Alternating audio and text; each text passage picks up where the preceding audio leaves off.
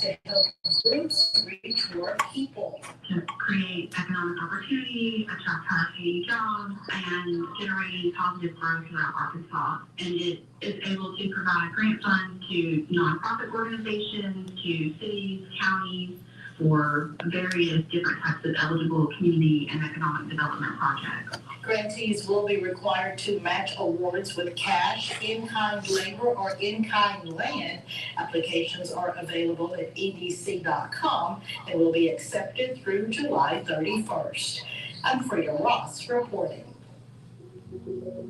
Caring for a child under 5 isn't always easy, but getting support can be. If you're pregnant, a new mom, or looking after a child under 5, the WIC program is here to help. WIC provides healthy food, nutrition advice, breastfeeding support, and even referrals to healthcare and community services, all at no cost to you. WIC helped me stretch my grocery budget and taught me how to make mealtime easier and healthier for my kids. WIC is for working families, single parents, grandparents, real people just like you. Find out if you qualify and enroll today. Contact your local county health unit or call 1-800-235-0002. Because when families are supported, everyone grows stronger. This message is brought to you by the Arkansas Hunger Relief Alliance and the Bloom and June Foundation for a Healthier Arkansas.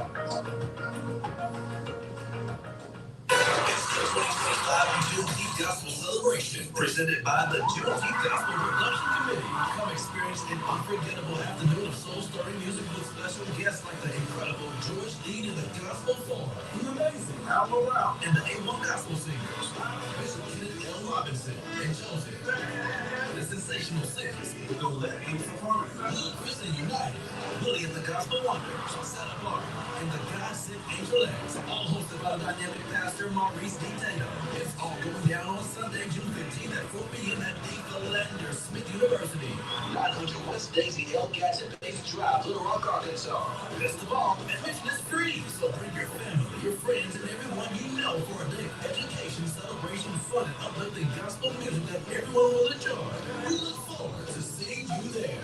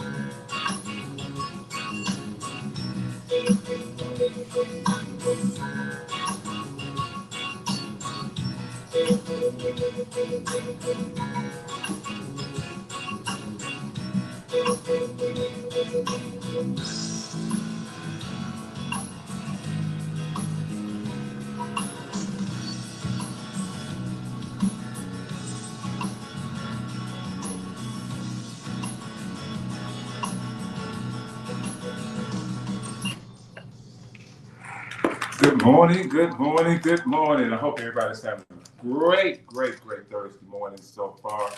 Hey, you heard music. It's after 9 o'clock, so you know what time it is. It's time for the workplace here on KABF 88.3 FM, where we are the voice of the people. I feel good this morning. I don't know that. I'm a sick person, and so smell it. That side. Yeah, because we can see you on camera. just smelling the flowers and everything, it just does something to me. It makes me feel alive. So I hope everybody is, like I said, having a great day so far, great morning so far. Want to thank you for tuning in this morning. You could be doing a lot of other things, but you have chosen to listen to KABF 88.3 FM. I'm your host for the workplace, Toney Orr, and as always, my fierce, vibrant, unapologetic co-host is studio, the Reverend Dr. Denise. Grand Rising humans. Okay. Got a couple announcements that I want to do. Well, first of all, do you have any announcements, Denise? I don't think so. Okay. Well, I got a couple announcements that I want to get through, then we're going to get right into the show. The Arkansas State Claims Commission will hold hearings on June 5th, 2025, beginning at 9 o'clock a.m. All hearings will be conducted via Zoom. To obtain the Zoom invitation for the hearings, please contact Sabrina Heiss at 501-682-1619. That's 501-682-1619. If there are questions, please contact the Commission office at 501-682-1619. No Cost Market, which is sponsored by No Closed Doors Youth Ministries and Popular Food Bank. It's Friday, June 6th and 20th from 1 p.m. to 4 p.m. Calm and Confidence at 112 Cross Street, Little Rock, Arkansas, 72201. That's 112 Cross Street here in Little Rock, Arkansas. Food demonstrations, preparations, preservations, and recipes. And this will go on every first and third Friday through October. And if you need more information, you can email Marthella the Great at gmail.com. That's Marthella, Marthella, the Great, TheGreat, at gmail.com. So those are our announcements for today.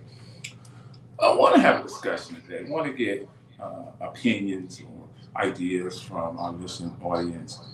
With everything that's going on in the work force, whether it's federal workers being terminated and fired and laid off, state workers being laid off, plus because of the tariffs, there are a lot of businesses that are laying off workers. And then with the cuts at all these different services, workers are having a hard time, trying to find how they're going to make ends meet. And some are even finding a hard time trying to find jobs, even though they said the job rate of unemployment rate is low, even though they said there's jobs out there. But there are some jobs where are these jobs? And some jobs that people don't qualify for. So I'm going to be in Canada, Toronto, from tomorrow evening until next Wednesday. One of the things on our agenda between the U.S. and Canada and some other countries that are suffering through the same problem is trying to build a coalition of how do we, as unions, help support these workers in the services they need.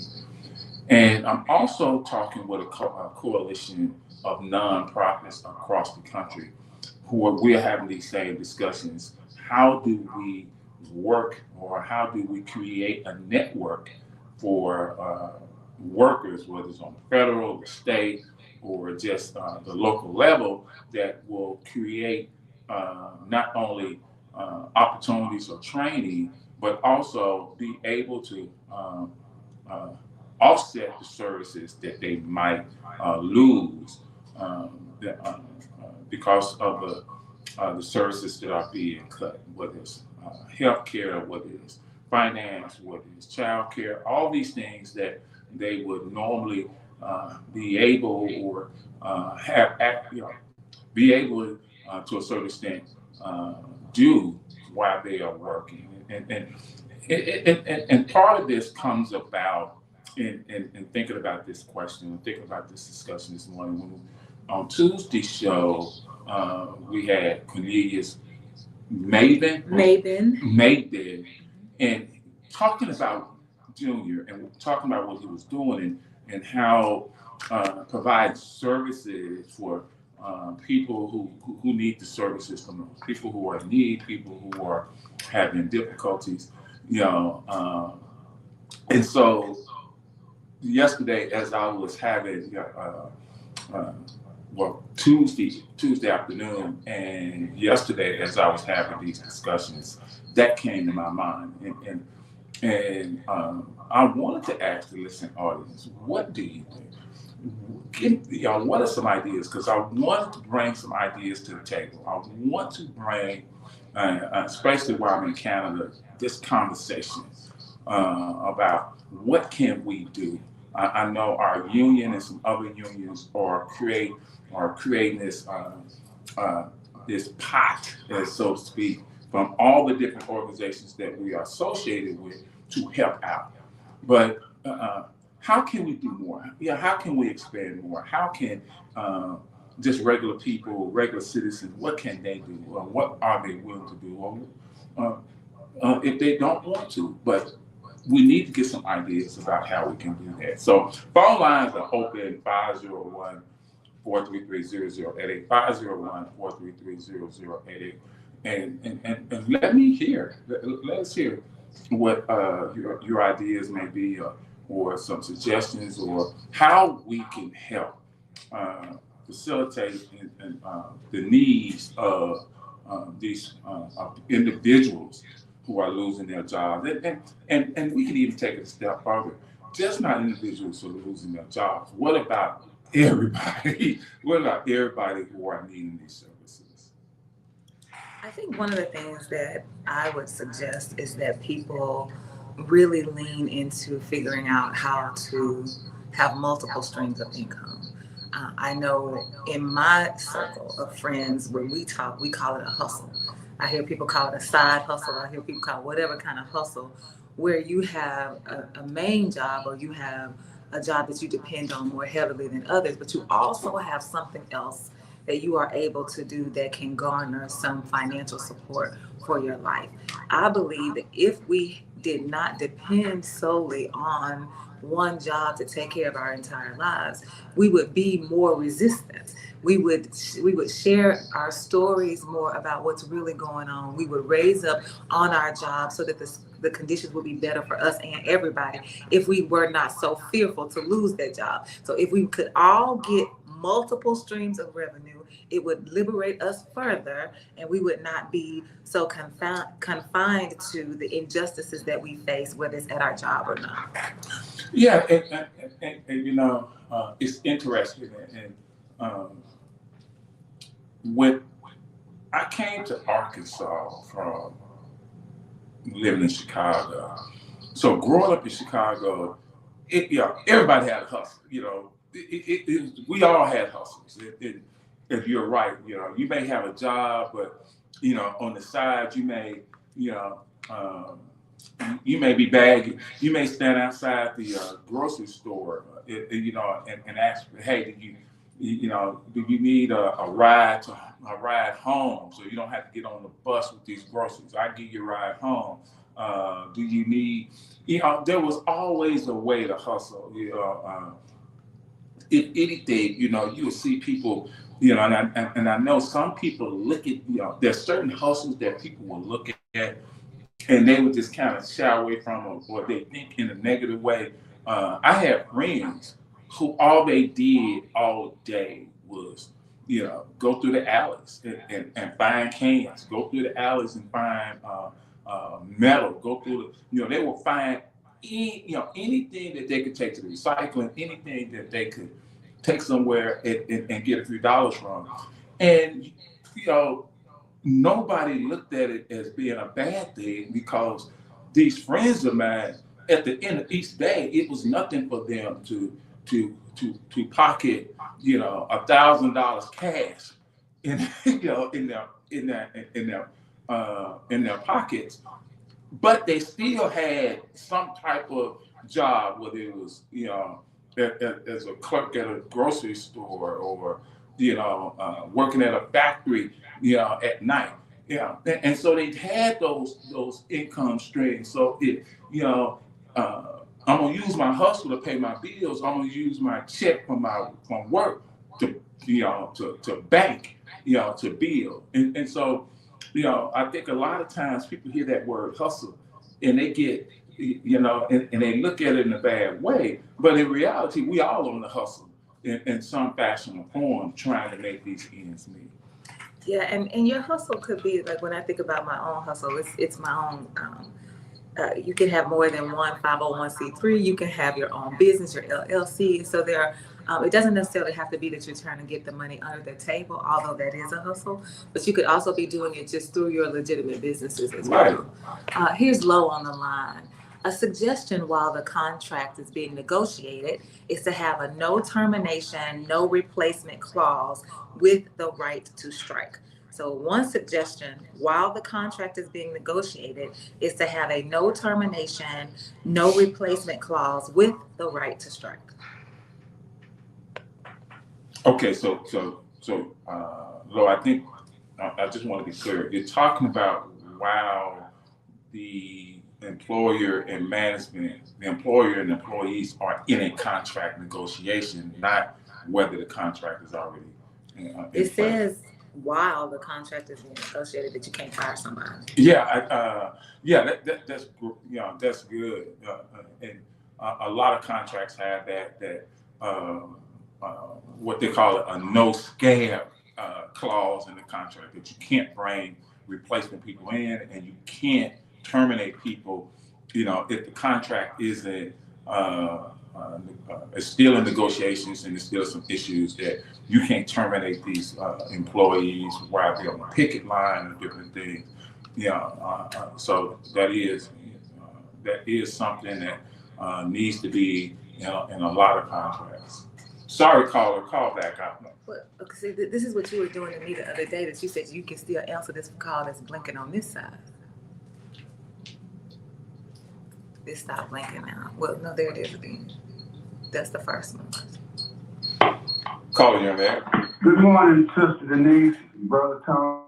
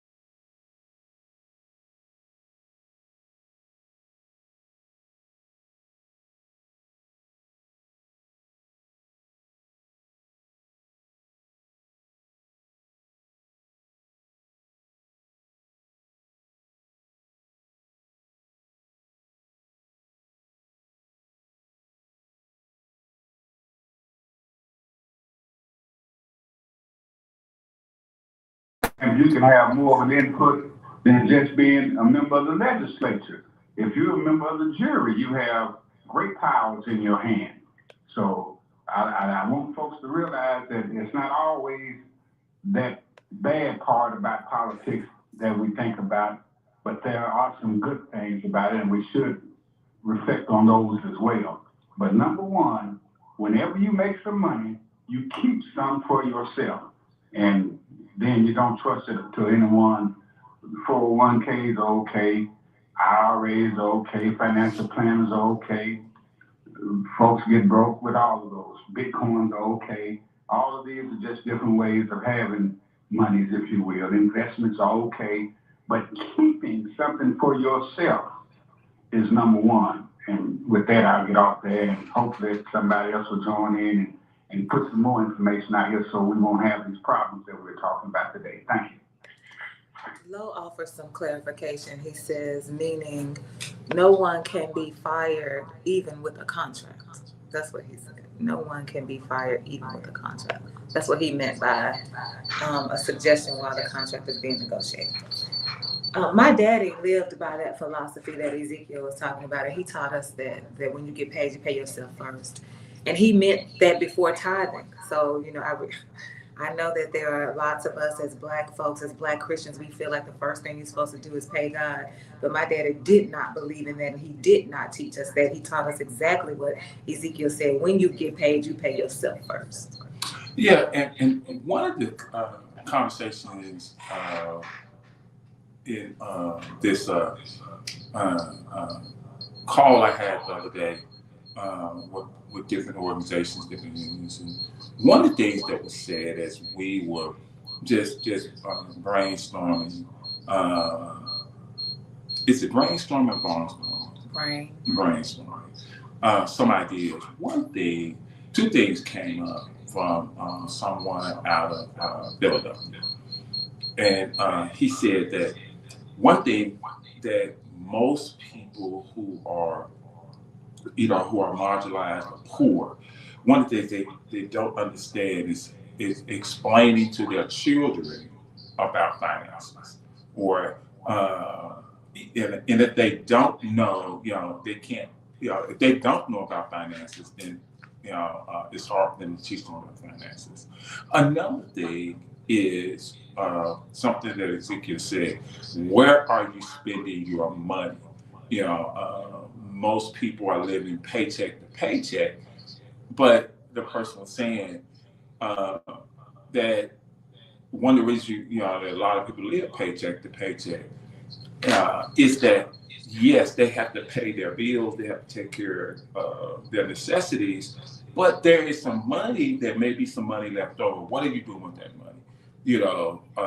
How are you spending that money? Are you going out and saying, hey, I want this, I want these $200 pair of shoes, or I want this, or want that. And then don't get me wrong, we're not trying to tell people how to spend their money, but but one of the things that we want to be able to do is, as we help people, we want to make sure that they're going to do what's right with the services and with the money that you're giving them. I think about a friend of mine was talking about child support one day, and Domino's in the car, we took my child support, and he was upset that I'm giving money for this child support, but the mother is going out spending that money on getting their hair done, getting their money on different things, and is it really going to the child? So a lot of times, if you're going to give money to people or help them, there has to be something that you can say, or something in place to make sure that this money is going for the needs of the person and not just being spent frivolously. How does he know that the money that he's giving is going to her getting her hair done? Like, he can't possibly know that. So when you're in a household and you're trying to run the household, all the money comes in for you to take care of whatever the needs are. And that's part of the stream of revenue that this woman has coming in, is his child support. He's not in that household. He doesn't see how that money is being broken down. So to accuse her of using that money to get her hair done, I just think it's something that shows that he's just angry.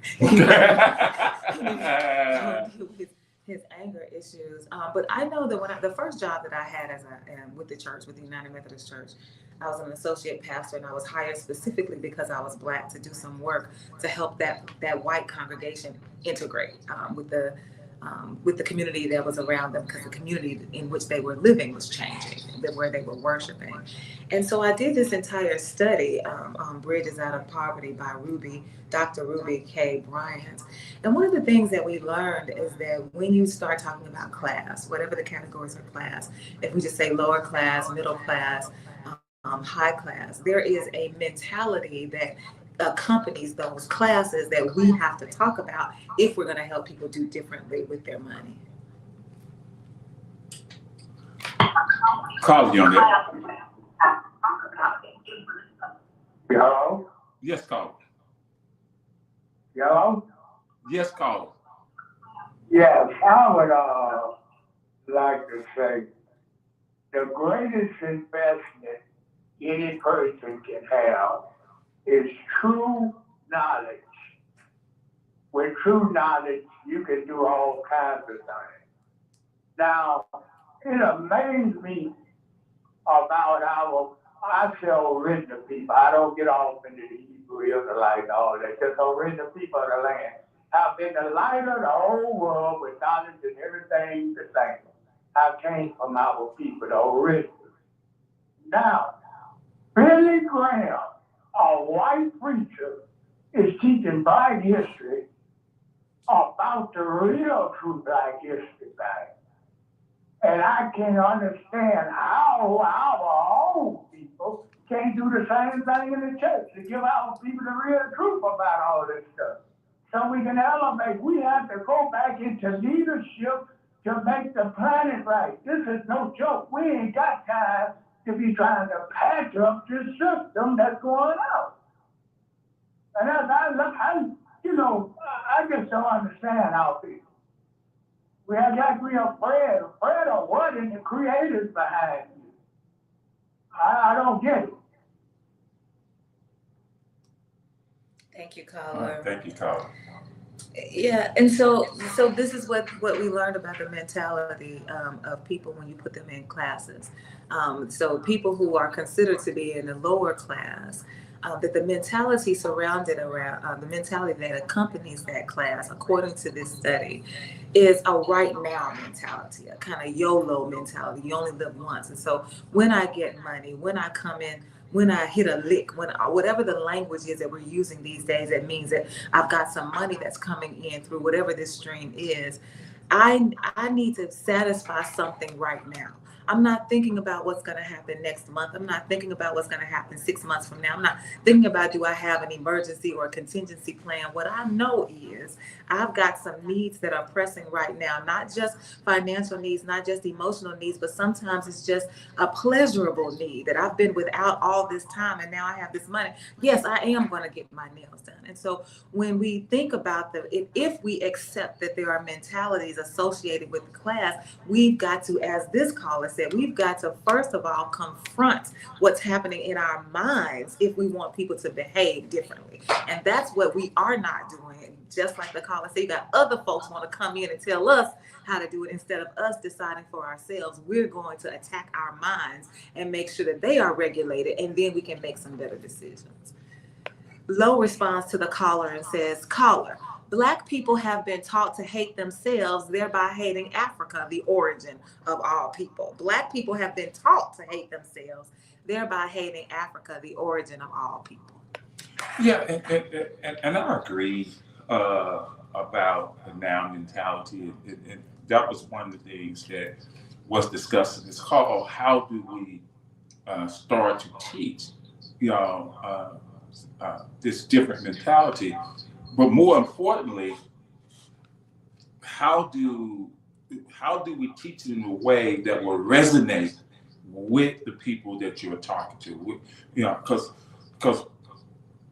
if you grow up, or if you grow up in a culture where there are certain things that becomes just commonplace. It's commonplace to be on the system from time to time, whether it's SNAP, whether it's housing, Section 8, that, and then when you do start to go out into the workplace, you still may be on the system.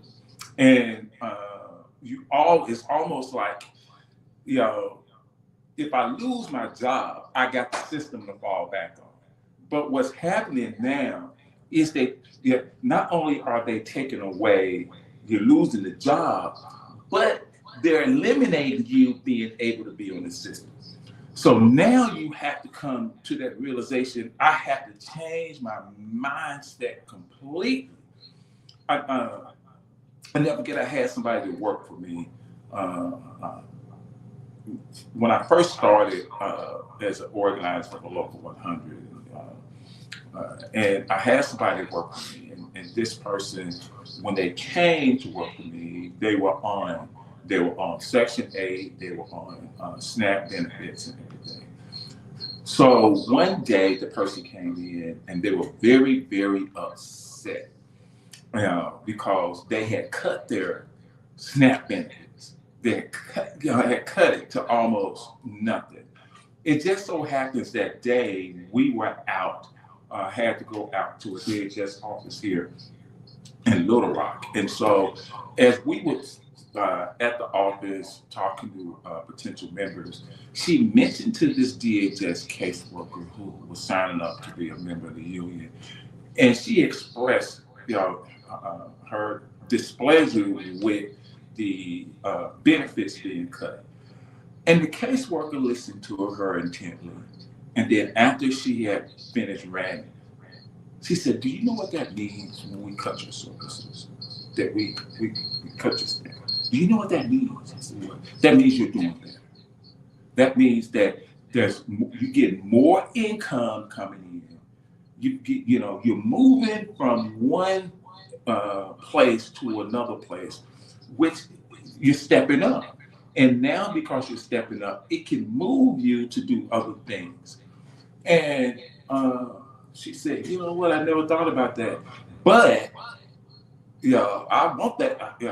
I want that. What it was is I want that extra food stamps. For whatever reason, I want that because I'm so used to having it. Yeah, but in this case, when you're living in a state like Arkansas, where a high percentage of the people are ALICE, which means that they are asset limited, income constrained, employed. So I am employed and I still cannot make ends meet.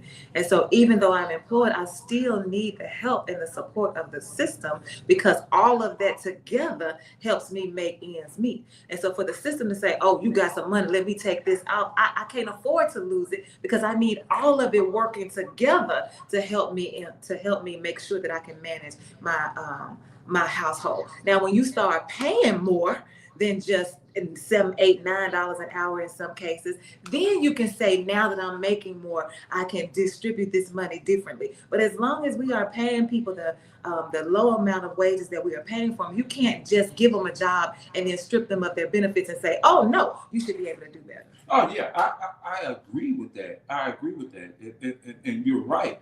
If you're not making the income that you need to support yourself, support your family, then yes, you still need those services. But when you get to a point where you are now able, to have that income where you don't have to count on that, that's what I'm talking about. But to me, that's the same conversation you could have with people who are living in 2-income households. You got both people working and both people making money, but you're spending the money based on what you're bringing in. So you're spending, both of you all are spending instead of one. Okay, let me just go back to what my daddy taught us. All the bills should be able to be paid with one check. You got 2 checks coming in. One check should be able to pay all the bills. The other check is what you use to bank, to bill, to save.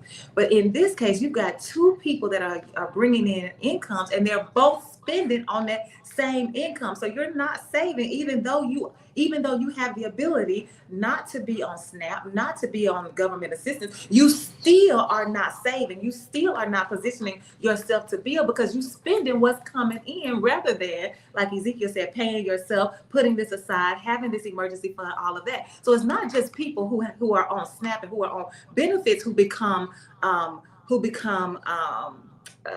who become reliant on all of the income that's coming in. People with 2 incomes are doing the same thing. And so now you have to have that second income. If your partner, your lover, your spouse loses their job, y'all are in real trouble because you're doing the same thing that these people are doing. So I don't want to just make it seem like this is a conversation that only happens to people who are on government benefits. Yeah, and that's why, as we started the conversation, and like Ezekiel said it, he said it comes a point in time where there has to be some type of instruction, some teaching, some training where people can understand. But the biggest thing is as people are coming in for this information, are they going to really go out and use it, or how do you make it where it can resonate with them more? Well, I think they hung up. Call back. Sorry about that. I was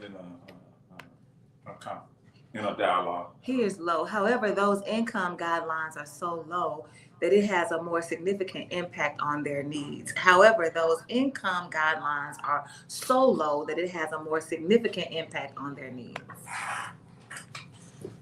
Call you there. Yes, I hate to call back, but there's something I want to say about spending our money. Spending is addiction, just like any drug is. It makes you feel good when you buy something. So you constantly spend your money to get that chemical reaction of feeling good on things that you don't really need. And so you just repeat it over and over and over again. It's addiction. And people don't realize it's really addiction. But we spend it up the money. I got clothes and stuff I would never wear, and I give them away, and I go buy some more. That's just the reason buy a new car today, go down the street tomorrow, see another car you want. It's a feeling thing. We should naturally feel good about ourselves with the proper knowledge of ourselves. Thank you.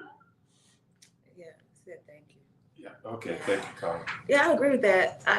Absolutely. We're looking for affirmation. We're looking for validation. We're looking for all of this from all of these different places. We're looking at it in drugs and alcohol spending. Absolutely, I agree with the caller 100%. And when you say, Toney, before the caller came on, you said, if you do come in and you get this information, like, are you going to take it away and are you going to use it? Which is, again, a great question. I want to look at it from the other side of it. Like, for me, it's also about who it is that's trying to inform me. And when I think about the people that you have on this line, those people who are organizing, you're negotiating contracts with the system. And then you're talking to people about how not to be dependent on the system, or how not to be complicit with the system. So to me, it's almost like you're talking out of both sides of your neck, because you're negotiating with a system that you know is causing injustice to the people you telling, but wait a minute, I want you to, pay attention to the system. And so for me, it's difficult to listen to just not difficult. I just outright refuse to just listen to it. Not just anybody can tell me anything about my life. And so I think it's important for those of us who are living the talk that we are making sure that we are available so that we can actually show the person the steps to take. Because if you're telling me how to do it, but you yourself are not doing it, then how does that work? I'm not understanding this. Okay, you're not understanding that those of you who are organizing, negotiating a contract, you're negotiating a contract with the system. With the system that we're talking about that causes injustice in the workplace. So my thing is, I don't think we're talking about contract negotiation. I think that was introduced from. Oh, I thought you said that you were asking us to give you suggestions on what you should take back when you go to Canada about negotiating a contract. Ain't that how this goes? I said one of the workshops we're going to have is how do we, as organizations or all the different organizations, create a space or a pot for those people who are losing their jobs and who are not being able to get on these services. How do we create a space for them to help them out, whether it's through monetary training, or how do we help them out? Going back to what I was saying about Cornelius and what he was doing, you know, making a space where people can come get those services. So that's what we were talking about. And No, then I know we were talking about, because that's why Lowe came on here Lowe saying, came in, Lowe introduced the contract. He's the one that said that about making sure that when you negotiate a contract, that nobody can be fired or nobody. yeah, because of your question about contract. But I didn't say anything about contract. Okay. Exactly. So Lowe came on and he says that's not what you said in the beginning. I didn't say nothing about a contract. Okay.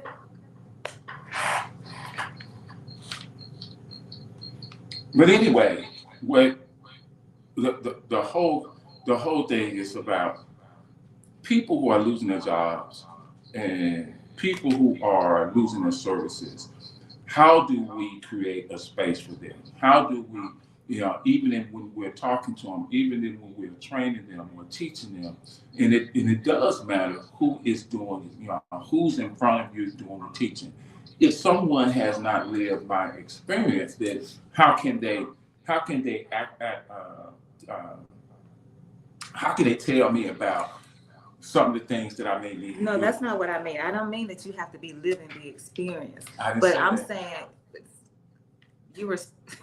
I didn't say that you have to be living the experience. What I'm saying is the people who are talking cannot have their foot in both sides of the experience, is what I'm saying. Because I don't have children, biological children, but I absolutely believe myself to be a parent, so I can talk about parenting. So just because I haven't had a child doesn't mean I can't say anything about parenting. So I'm not suggesting that a person who hasn't been on drugs can't talk about talk about drugs and how to help people not be on drugs. I'm not saying that at all. What I'm saying is there are some of you who are out there and you're having conversations on both sides of the system. You're trying to tell people how to live outside of the system while you yourself are complicit with the system. And so those people are the people I'm talking about. You have to be careful when you roll up on somebody trying to inform them about how they need to make changes in their lives when you have not yet made those same changes. That's all I'm saying. Okay. Yeah, I do the lived experience. That's me. You're right. That's not from you. That's from me.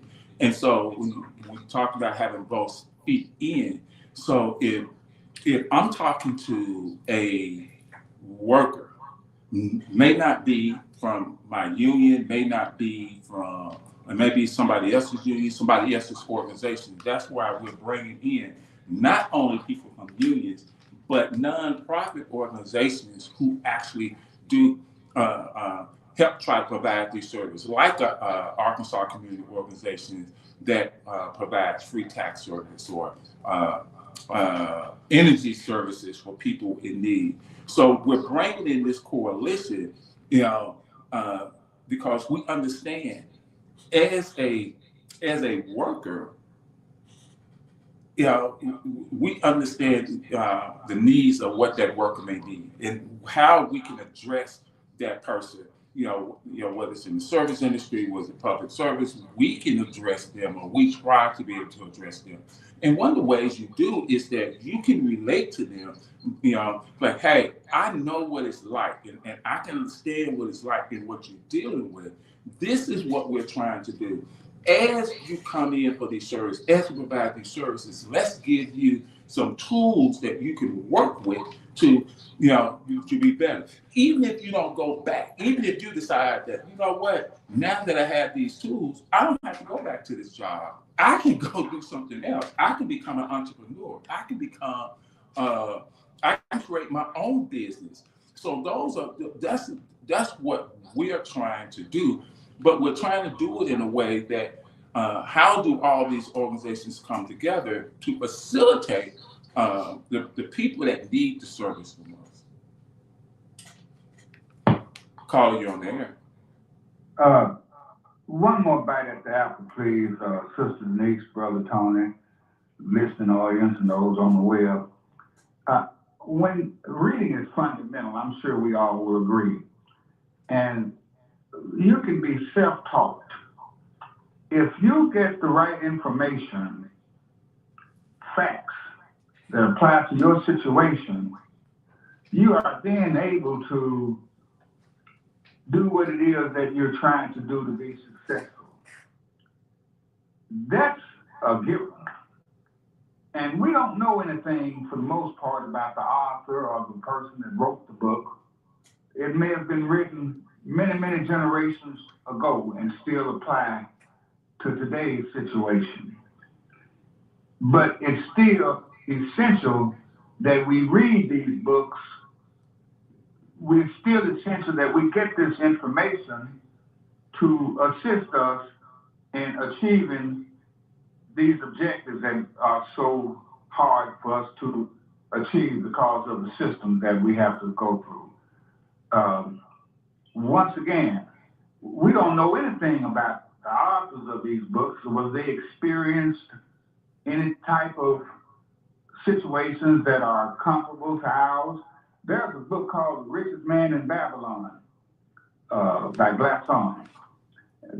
That book was written, I don't know, those principles were written hundreds or maybe eons and eons ago, but they still apply today.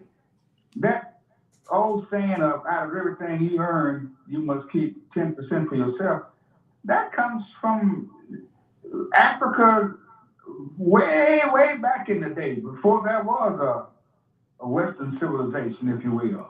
But it still is applicable today. So we should get some books and read and forget about affinities, having to deal with folks that don't experience what we experience or this or that. If it's good information, we need to use it. If it's factual information, we definitely need it. So that's what I wanted to say in addition to what I've heard y'all say about the situation. And thank you for that second back at Apple. No problem. Lowe says another suggestion is that the membership of the union contribute a share of their dues for an economy recovery plan for the membership. Another suggestion is that the membership of the union contribute a share of their dues for an economy recovery plan for the membership. Yeah, yes. And to my knowledge, most unions do that. For situations, for situations like this, where you have this economic turmoil. Another thing that. But how does that work when the union, you can be a member of the union without paying dues? And so then if you are in need because of something happening and there's a pot that's for the membership, you're gonna now get some of the money that they've been saving for the membership when you yourself don't pay dues? So within these contracts, and it just depends from union to union and from state to state. It's a difference. So like you say you live in Michigan and you are a member of the United Auto Workers. You have to, there's a local union hall. You have to, in order to get that job, you have to go to that union hall and get registered as a union member, because in that state, in Michigan, those are union jobs. So you have to be a member of the union. Yes, but do you have to pay dues? Yes, you have to be a member of the union. But you can be a member of the union and not pay dues. Not in a collective bargaining state. But in other states you can, right? Yes, in other states you can, but not, like I said, that's why. So I'm talking about the ones where you don't have to pay dues, but yet you have this recovery plan for the membership. Now you who don't pay dues need some money from the recovery plan. So now the recovery plan is gonna pay you and you don't pay dues? So in states that are what they call right to work states, then the union, even though you don't have to pay dues to be a member of the union, the union can set, if there is emergency money or there is money economically for workers, whether they're going to strike or whatever, the union can set that within its contract that if you're not a dues paying member, then you cannot access this money. But they could also set that you can. No, if you're not you set it in the contract. But they could also set in the contract that the person that doesn't pay the dues still has a right to this money. It could go both ways. You can, but they don't. Because then what you're doing is saying that because the recovery economic part is a separate entity when you sign up, that like what our union cards, you have being a member, sign up for a member, and then at the bottom you can contribute to that economic or that economic. If you don't sign up for it, then you can't use it. Yeah, so that's for the economic recovery plan. But just in general, the union is working for people who are members of the union that don't pay dues, but whatever the union works out with the organization, they benefit from, even though they don't pay dues because they are members of the union. Right? Yeah, in a right to work state, that's the way it works. Here's low again. In those states, any benefits obtained by the union must be afforded to those non-union members. In those states, any benefits obtained by the union must be afforded to those non-union members. So, in a right to work state, which is the most of the South. Most of the South. In a right to work state, whatever contract you have with that entity, let me be clear on this. In right to work states, public sector workers have no collective bargaining. And what I mean by public sector workers, if you work for the state, if you work for local government, well, not local government can choose their own, but like if you work for the state, so you have no collective bargaining. All these contracts are going to be private sector contracts. So in the private sector, yes, if you sign a contract or if you have a contract with a union, whether you are a dues paying member or not, you are covered with those job classifications that are recognized under that contract. That means that you can access the benefits of that contract, whether it's wage increases, whether it's grievance procedures, whatever it may be under that contract. So I think for me, this goes, I feel like we're kind of coming full circle in this conversation. So for you to tell me that I can be a member of the union and my partner sitting beside me can be a member of the union, but I'm the one paying dues and he is not, or she or they are not, then when something happens on behalf of the union, both of us are gonna benefit from it, even though this person doesn't pay dues. And if I trace back the history, my understanding is part of the reason why we got to this point where people can be members of the union without paying money was dealing with racism. Right. White folk didn't want to pay because they didn't want to be in the brotherhood. They didn't want to call a fellow union person a brother. And so this racist attitude now has led to this place where both of us can be members of the union, but I'm paying my money and you not, but we both gonna benefit. It goes back to, I feel like, the beginning of the conversation where we have our people calling in saying, listen, learn how to pay yourself, learn how to validate yourself, learn how to spend your money better so that you don't have to find yourself in a situation where basically you're paying for somebody else to come up on your dime. Oh, I agree. I agree. And that's where racism plays an important role in how the workforce is built, how the workforce is being implemented, and because of that,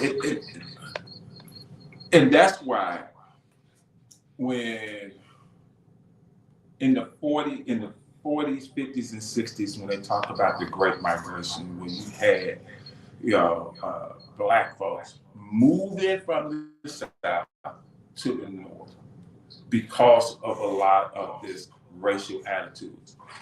When the South, as the jobs started to increase in the South, and you had to give Black people and women the same opportunities for these jobs.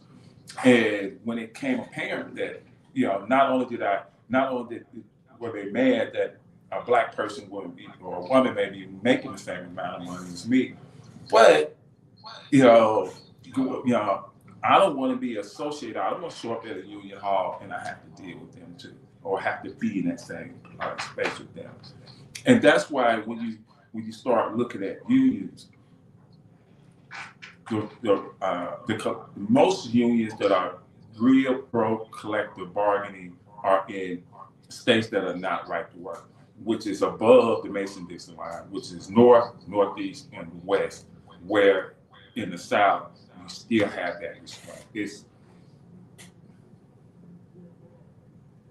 It's a messed up system.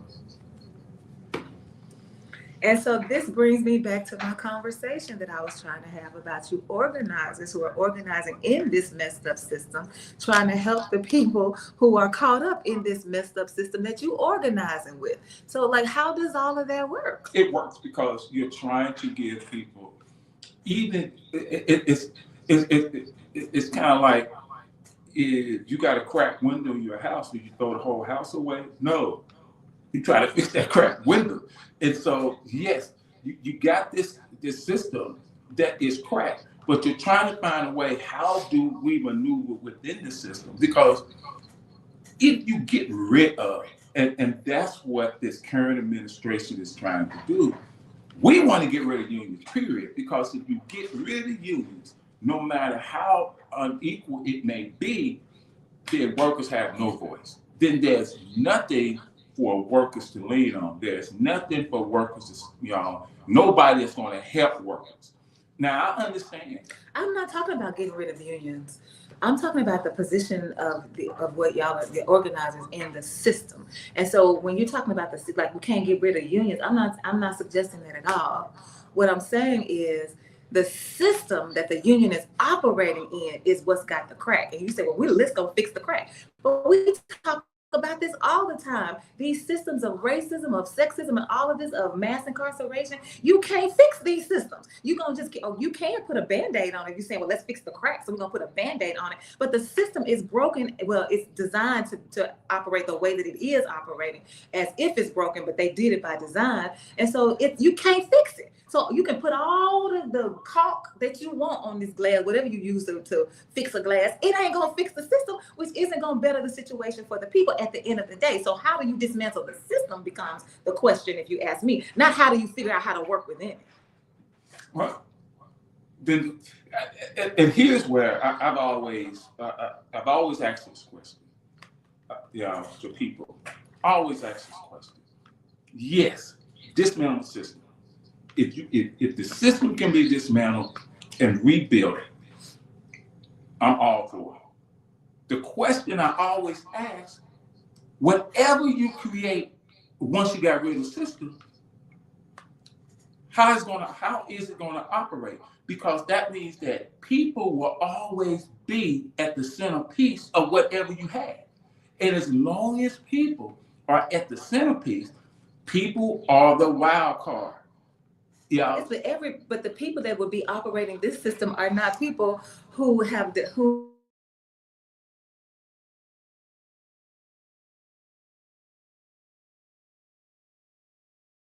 when you dismantle the system, yes, you have to rebuild. You're not going to rebuild it with the same people that started. No. That's just like what happened to us through Reconstruction. You said, okay, with Reconstruction, we're going to allow Black people to have access to this system of voting and all of these things. And then you turn right around and say, oh, no, the world turned right around and said, no, let's give it back to the very same people who messed up. That we're not going to do that if we dismantle the system. I agree with you. But what I'm saying is, however you look at it, people will be at the centerpiece. Of course, but you won't have people live in the world. Like they live in the world. So if people are going to be at the centerpiece at any given moment, then people can decide whatever they want to decide. They can decide what's right and wrong, even though they'll say we're going to have a system that's equal and just. We're going to have a system that everybody benefits from. We're going to have this system, but people are able to think for themselves. People are able to make their own decisions, and who's to say that person is a person is going to make a decision that's going to be best for everybody instead of themselves? So let's just live with this system just in case the other one messes up too. No, I'm not saying that's basically what you said. Let's not try, because people they can mess it up. They might mess it up. I'm not saying that. I'm not saying that. What I'm saying is that how do you deal with the people? How do you deal with people? Because people are going to be people. People are the way we system. dealing with them now. What do you mean? Oh. Here's low. The main reason for corporation is to make and pay dividends to stock owners. No stock, you don't matter. Okay, the main reason, okay, I think he's saying the main goal of corporations is to make money so that they can pay dividends, but only to stock owners. If you don't own any stock, then you don't matter. Yeah, I agree.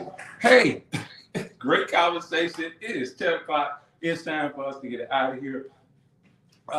Make sure you tune in. Well, I won't be here Monday or Tuesday, but make sure you tune in Tuesday for Community Voices with the Reverend Dr. Denise Donnell. Next Thursday for the workplace. Continue to listen to KABF 88.3 FM, where we are the voice of the people. Enjoy the rest of your day.